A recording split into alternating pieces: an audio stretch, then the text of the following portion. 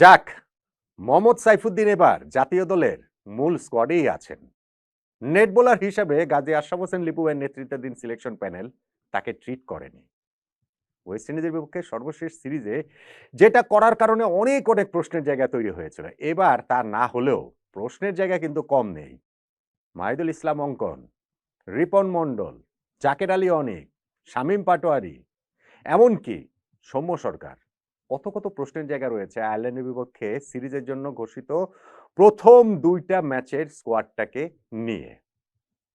সেই প্রশ্নের জায়গাগুলো কি? বিশ্বকাপের আগে এটাই তো বাংলাদেশের সর্বশেষ সিরিজ হবার কথা, যদি না আর কোনো সিরিজ বাংলাদেশ ক্রিকেট বোর্ড আয়োজন করতে পারে। এই সর্বশেষ সিরিজে যেই দলটা প্রথম দুই ম্যাচের জন্য ঘোষণা করলেন লিপু ভাইরা, সেটা কি আসলে আরেকটু বিতর্কমুক্ত হতে পারতো না? প্রশ্নের জায়গাগুলো কি আরো একটু কম হতে পারতো না? মোহাম্মদ সাইফুদ্দিনের ঘটনাটা নিশ্চয়ই আপনাদের মনে রয়েছে। ওয়েস্ট ইন্ডিজের বিপক্ষে সেই ওয়ানডে সিরিজ চলাকালীন সময় টি-20 স্কোয়াড ঘোষণা করা হয়েছিল।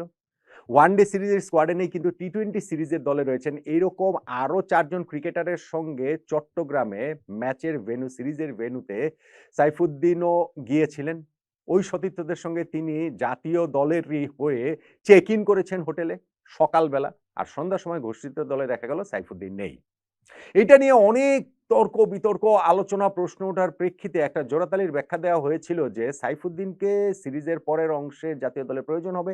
ন্যাশনাল লিগ খেলে ওই ৪ দিনের ম্যাচ থেকে আবার টি-20 ফরম্যাটে এই যে তার ফিরিয়ে আনার জন্য যে চেঞ্জগুলো হবে সেটার সঙ্গে কতটা অ্যাডাপ্ট করতে পারবেন, সেই কারণে সাইফুদ্দিনকে আসলে ন্যাশনাল টিমের সঙ্গে রাখা হয়েছে, যদিও আনুষ্ঠানিকভাবে আসলে ওই দলটাতে তিনি ছিলেন না।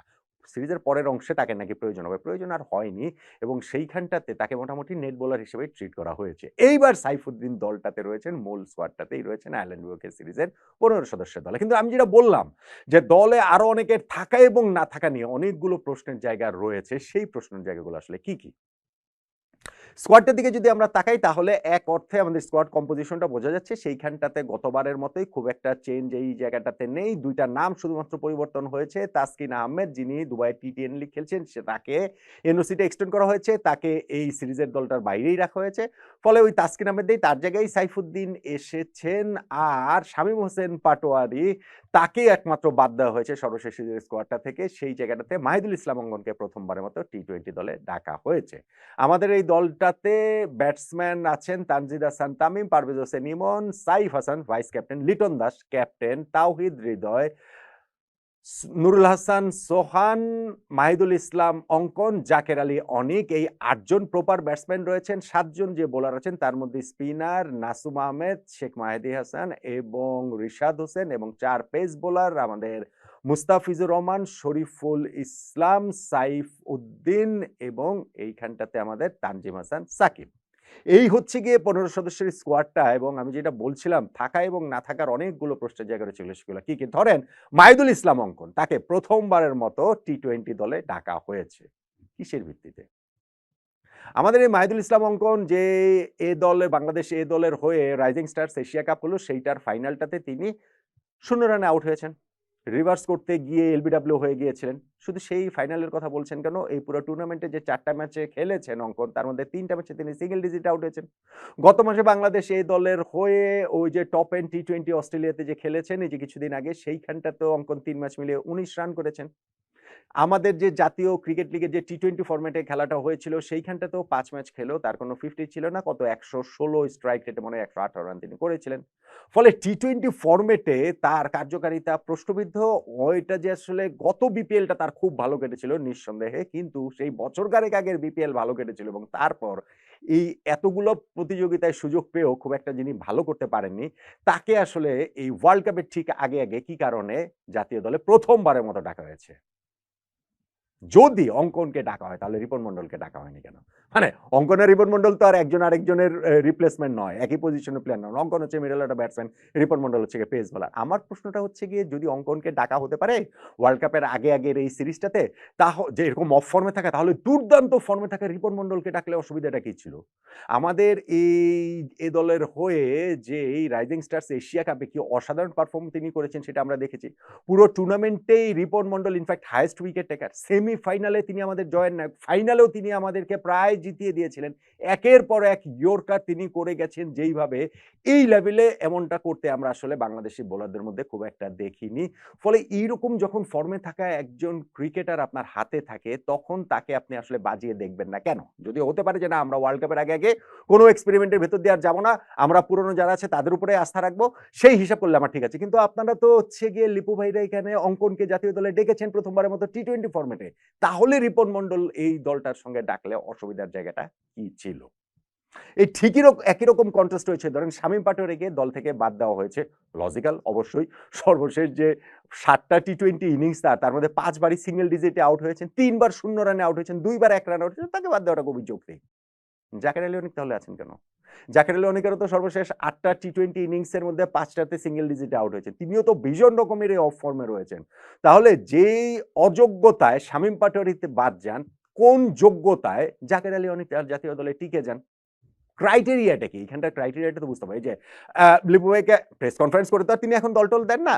তো আমি দেখছিলাম কোন এক গণমাধ্যমে লিপু ভাই বলছিলেন যে ৪-৫ এ সোহান, জাকের কেউ কমফোর্টেবল না। আমাদের এইখানটাতে প্লেয়ার দরকার। সেইজন্য অঙ্কনকে নেয়া হয়েছে এই পজিশন বিবেচনায়। ৪-৫ এ যে তারা কমফোর্টেবল না সেইটা এত সিরিজ খেলানোর পরে এইটা এতক্ষণে তারা আসলে বুঝতে পারলেন? তার আগে এটা বুঝতে পারেন নাই? তো পুরো বিষয়টা, পুরো প্রসেসটাই কি আসলে হাস্যকর হয়ে যায় না? জাকের আলী অনেক, শামীম পাটোয়ারি ২ জনের মোটামুটি সিমিলার পারফরম্যান্স থাকার পরে যখন শামীম বাদ পড়ে যান যৌক্তিকভাবে, জাকের টিকে যান অযৌক্তিকভাবে, তখন আবার ওই জাতীয় দল, সিন্ডিকেট, মোহাম্মদ সালাউদ্দিনের পছন্দের cricketer, by the way Salauddin ভাই কিন্তু আবার থেকে যাচ্ছেন। ওই যে আমরা ওই সালাউদ্দিন ভাই চলে যাচ্ছেন, মান অভিমান করে পদত্যাগপত্র দিয়ে দিয়েছিলেন।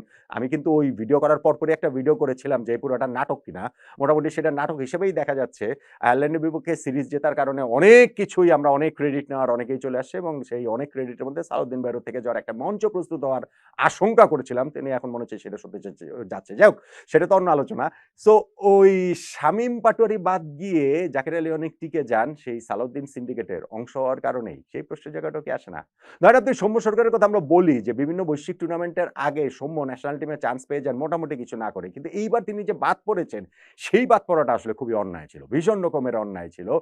ওই তার যে ফর্ম ছিল সেই ফর্ম যদি আপনি বিবেচনা করেন তাহলে তাকে বাদ দেওয়ার কথা না। তাকে যখন আবার নেয়া হয়েছিল অনেকগুলো টুর্নামেন্ট মানে দ্বিপাক্ষিক সিরিজ-টিরিজ শেষে, সেই আফগানিস্তানের বিপক্ষে সিরিজটাতে ভিসা জটিলতার কারণে জাতীয় দলের সঙ্গে যোগ দিতে পারেননি। অথচ এরপরে ওয়েস্ট ইন্ডিজ বিপক্ষে সিরিজে তাকে নেয়াই হলো না।